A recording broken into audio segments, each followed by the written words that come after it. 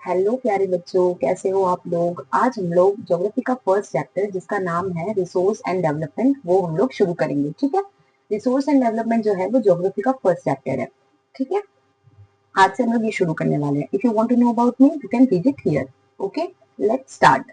देखो, सबसे पहले जो टॉपिक आता है वो है रिसोर्स, यानी कि रिसोर्स क्या होते हैं। देखो, ये चैप्टर जो है ये अपने आप में दो चीजों को बता रहा है। पहला है रिसोर्स और दूसरा है डेवलपमेंट।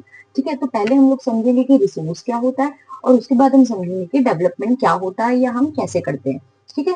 अब देखो इधर, everything which is available, just a second, yes, everything available in our environment which can be used to satisfy our needs, provided it is technologically accessible, economically feasible, and culturally acceptable, can be termed as resource. Now you have to learn this definition, क्योंकि अगर resource की definition आती है तो आपको ये चीज लिखनी है।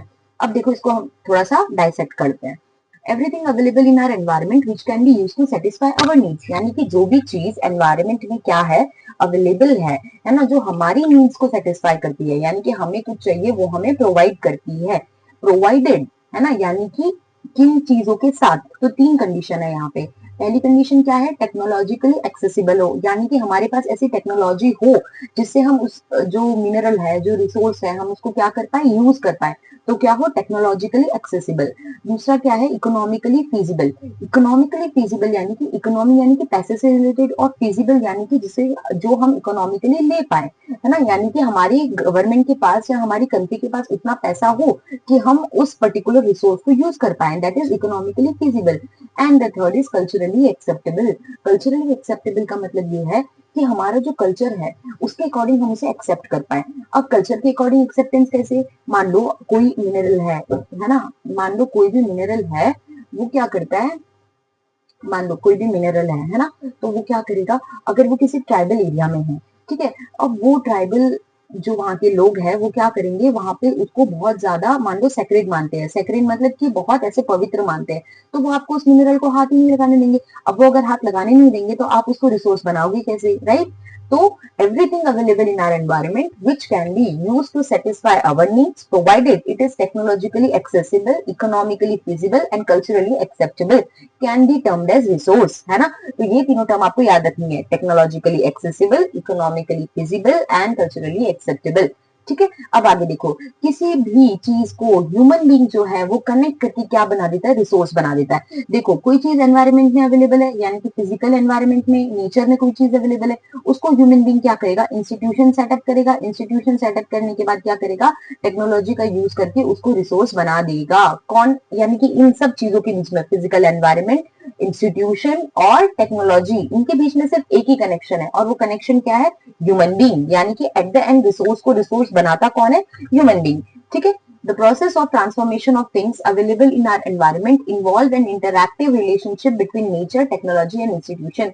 यानी कि जो प्रोसेस ऑफ ट्रांसफॉर्मेशन है ये कैसे बनता है, ये एनवायरमेंट में इंटरैक्टिव रिलेशनशिप की वजह से बनता है। इंटरेक्शन किस किस के बीच में होता है, फिजिकल एनवायरमेंट के बीच में, इंस्टीट्यूशन के बीच में और टेक्नोलॉजी के बीच में। ठीक है। तो बेसिकली रिसोर्स ये है ना। इस चीज को आपको मल्टीपल टाइम्स इस स्लाइड को आपको लर्न करना है। ठीक है। अब मेरी बात सुनो, रिसोर्सेज को हमने क्या किया है, थोड़ा सा डिवाइड किया है। ठीक है, आपको उस चीज का ध्यान रखना है। जैसे कि ये हो गया रिसोर्सेज। रिसोर्सेज को हमने दो पार्ट्स में डिवाइड किया है, नेचुरल और ह्यूमन। नेचुरल मतलब कि जो नेचर से मिले, और ह्यूमन मतलब कि हम, राइट। ठीक है। अब आगे देखो, नेचुरल जो है उसमें दो टाइप्स है, रिन्यूएबल और नॉन रिन्यूएबल। अपने आप में ये वर्ड बता रहा है कि क्या है, रीन्यू, है ना, रीन्यू यानी कि जो वापस से नया बन सके। तो जो वापस से नया बन सकता है वो क्या हो जाएगा, रिन्यूएबल। और जो वापस से नया नहीं बन सकता वो क्या हो जाएगा, नॉन रिन्यूएबल, है ना। यानी कि वो वापस से नया नहीं बन सकता, नॉन रिन्यूएबल। ठीक है। और जो वापस से बन सकता है वो रिन्यूएबल। ठीक है। आगे देखो, रिन्यूएबल में क्या क्या हो जाएगा, कॉन्टिन्यूअस और फ्लोइंग, जैसे कि विंड हो गया, वाटर हो गया, है ना, यानी कि हवा हमेशा धरती पे रहेगी, वाटर हमेशा धरती पे रहेगा, है ना। तो क्या हो गया, ये कॉन्टिन्यूअस हो गया, कॉन्टिन्यूअस या फिर फ्लो, है ना। और बायोलॉजिकल, बायोलॉजिकल भी क्या होता है, रिन्यूएबल होता है, जैसे कि नेचुरल वेजिटेशन हो गया, फॉरेस्ट वगैरह हो गए, कि आप फॉरेस्ट को काट भी दोगे तो भी एक टाइम के बाद क्या होगा, फॉरेस्ट वापस से रीजनरेट कर जाएगा, है ना। उस तरीके से वाइल्ड लाइफ, यानी कि वाइल्ड लाइफ, जैसे कि अभी डायनासोर क्या थे, एक्सटिंक्ट हो गए, राइट। पर ऐसा नहीं है कि पूरी की पूरी वाइल्ड लाइफ एक्सटिंक्ट हो गई है ना, वाइल्ड लाइफ अभी भी है, डायनासोर एक्सटिंक्ट हो गए। तो इस तरीके से नेचुरली रिसोर्स को हमने दो पार्ट्स में डिवाइड किया, नेचुरल और ह्यूमन। नेचुरल को दो पार्ट में डिवाइड किया, नॉन रिन्यूएबल और रिन्यूएबल। रिन्यूएबल वो जो रिन्यू हो जाए और नॉन रिन्यूएबल वो जो रिन्यू ना हो, ठीक है। उसमें रिन्यूएबल में क्या हो गया, कंटिन्यूअस या फिर बायोलॉजिकल। कंटिन्यूअस वो होता है जो कंटिन्यू हमेशा रहता है, जैसे कि विंड और वाटर, और बायोलॉजिकल वो हो गया natural vegetation and wild life, ठीक है। अब यहाँ पे देखो नॉन रिन्यूएबल में क्या हो जाएगा, रिसाइकलेबल, यानी कि वो चीज जो रिन्यू तो नहीं हो सकती पर रिसाइकल हो सकती है। मतलब आप उसको नया तो नहीं बना सकते हो पर आप उसको बार बार रिसाइकल कर सकते हो, जैसे कि मेटल है ना। गोल्ड को पिघाल के आप, आपकी एक ज्वेलरी खराब हो गई तो आप क्या करते हो, उसको जाके बेचते हो, वो पिघाल के दूसरी ज्वेलरी बना देता है, ठीक है। तो वो क्या हो गया, रिसाइकलेबल। और नॉन रिसाइकलेबल यानी कि जिसको आप रिसाइकल भी नहीं कर सकते, जैसे कि फॉसिल फ्यूल्स। फॉसिल फ्यूल्स यानी कि कोल वगैरह है ना, जिसको आप वापस से रिन्यू नहीं कर सकते। एक बार आपने लकड़ी जला दी या एक बार आपने कोल जला दिया तो आप उसको वापस लेके नहीं आ सकते, तो वो क्या हो जाएगा, नॉन रिसाइकलेबल।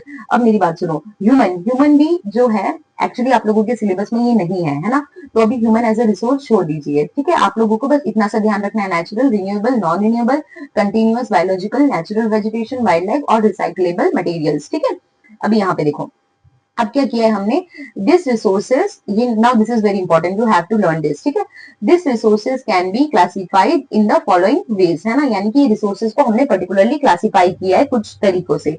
पहला है on the basis of origin. Origin यानी कि कहाँ से आए हैं, ओरिजिन क्या है, स्टार्टिंग क्या है, कहाँ से आए हैं, है ना। तो ओरिजिन के बेसिस पे हमने दो पार्ट्स में डिवाइड किया है, पहला है बायोटिक और दूसरा है एबायोटिक। बायोटिक अगर आप पढ़ोगे तो इसी में आपको पता चल जाएगा कि इसका मीनिंग क्या है। बायोटिक मतलब लिविंग थिंग्स, यहाँ पे इस फोटो में देखो, बायोटिक मतलब लिविंग थिंग्स, जैसे कि प्लांट हो गया, एनिमल हो गया, बैक्टीरिया हो गया, फंगस हो गया, प्रोटिस्ट हो गया, ये सारी चीजें क्या है, लिविंग है ना। तो जो भी चीजें लिविंग है वो किस में चली जाएगी, बायोटिक में, बायोटिक रिसोर्सेज। और जो चीजें अपोजिट यानी कि नॉन लिविंग है, जैसे कि वाटर हो गया, सॉइल हो गया, एयर हो गया, मिनरल हो गया, लाइट हो गया, है ना, तो ये सारी चीजें किसमें चली जाएगी, ए बायोटिक में, नॉन लिविंग थिंग्स में। इतनी बात समझ में आई। ये किसका बेसिस है, on the basis of origin, कि ओरिजिन क्या है, बायोटिक है यानी कि बायोलॉजिकल है, या एबायोटिक है यानी कि नॉन लिविंग थिंग्स है, ठीक है। नाउ द थिंग इज, अगला देखो, on the basis of exhaustibility. Exhaust हो जाना, हम कहते हैं ना यार आज का दिन तो बहुत हेक्टिक था, बहुत एग्जॉस्ट हो गया। एग्जॉस्ट मतलब क्या, खत्म हो जाना, ठीक है। अब एग्जॉस्टिबिलिटी के बेसिस पे दो पार्ट्स में हमने डिवाइड किया है, रिन्यूएबल एंड नॉन रिन्यूएबल। यानी कि जो चीजें पूरी तरीके से एग्जॉस्ट हो जाए, जिसको आप वापस से रिन्यू ना कर सको, वो क्या हो जाएगी, नॉन रिन्यूएबल। और जिसको आप वापस से ला सकते हो, है ना, एक बार खत्म हो गई, जैसे विंड की आपने एनर्जी बना ली तो अगले दिन विंड वापस आएगी, है ना, तो वो क्या हो जाएगी, renewable resource.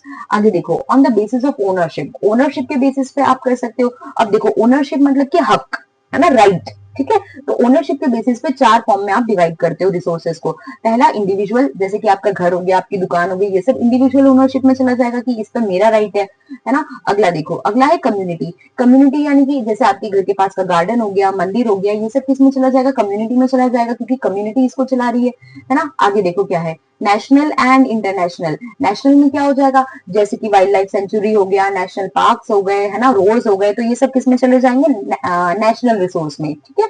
And last one is international. International resource मतलब क्या हो जाएगा, जैसे कि ओशियन हो गया, इंडियन ओशियन, पैसिफिक ओशियन, ठीक है, आइलैंड्स हो गए, तो ये सारी किसमें चले जाएंगे, इंटरनेशनल रिलेशंस में, है ना। On the basis of status of development. On the basis of status of development जो है ना, on the basis of development of status में तीन चीजों में हमने डिवाइड किया है। पहला है पोटेंशियल, दूसरा है डेवलप्ड स्टॉक, तीसरा है रिजर्व। पोटेंशियल मतलब कि ओके इस चीज में पोटेंशियल है, ये बाद में बहुत अच्छा हमें क्या देगा, आउटपुट देगा, ठीक है, इस चीज में पोटेंशियल है, पर अभी हम लोग उसको फुल पोटेंशियल पे यूज नहीं कर रहे हैं। जैसे कि सोलर एनर्जी, सोलर एनर्जी में बहुत पोटेंशियल है ना।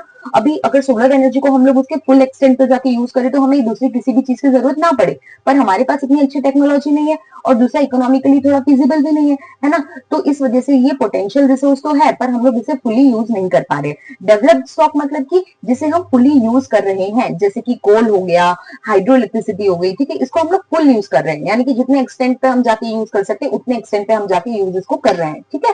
अब देखो अगली बात, रिजर्व्स। रिजर्व्स यानी कि अभी तक ये सिर्फ एक रिजर्व है, हम पता नहीं लगा पाएंगे कि हम इसे यूज कैसे करें या फर्दर इसका यूज कैसे किया जा सकता है, जो बिल्कुल रिजर्व है, ठीक है। तो बेसिकली रिसोर्सेज को हमने चार पार्ट्स में डिवाइड किया। पहला ओरिजिन, ओरिजिन के बेसिस पे दो पार्ट्स में किया, बायोटिक एंड एबायोटिक।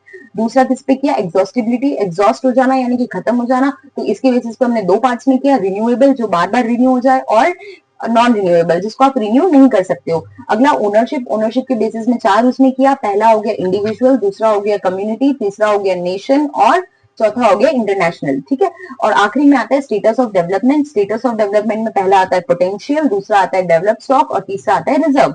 ठीक है, इसको एज इट इज आप लोगों को याद रखना है ना, इसमें कोई प्रॉब्लम नहीं होनी चाहिए। ठीक है, आगे देखो, आगे हम लोग देखते हैं क्या हुआ। Human beings, just a second, yes, human beings use them indiscriminately and this has led to the following major problems.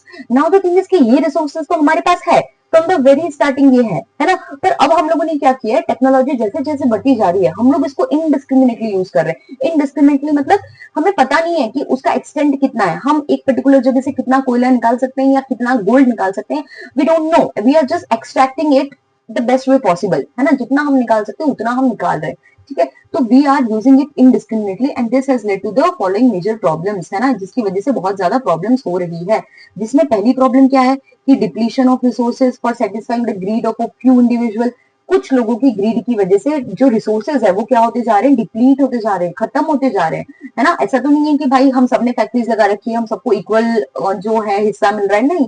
कुछ कंपनीज है, कुछ कंपनीज उसको यूज कर रही है और बड़ी बड़ी होती जा रही है, राइट। तो कुछ लोगों की ग्रीड की वजह से रिसोर्सेज जो है वो क्या होते जा रहे हैं, डिप्लीट होते जा रहे हैं। अगला क्या है, accumulation of resources in few hands, यानी कि फ्यू हैंड्स यानी कि कुछ ही लोगों के पास ये रिसोर्सेज का एक्यूमुलेशन है, उन्हीं के पास टेक्नोलॉजी है, उन्हीं के पास पैसा है। ठीक है, तो अब क्या हो रहा है कि सोसाइटी जो है वो दो पार्ट्स में बढ़ती जा रही है। पहले कौन हो गए, हैव्स यानी कि जिनके पास है, और दूसरे कौन हो गए, हैव नॉट, जिनके पास नहीं है। हैव्स यानी कि जिनके पास रिसोर्सेज है, जो लोग रिच है ना, जो बड़ी बड़ी इंडस्ट्रीज बड़ी बड़ी फैक्ट्रीज खोल के बैठे हैं, वो सब क्या हो जाएंगे, हैव्स। और हैव नॉट्स कौन हो जाएंगे, जिनके पास ये सब चीजें नहीं है, जैसे कि पुअर पीपल, राइट।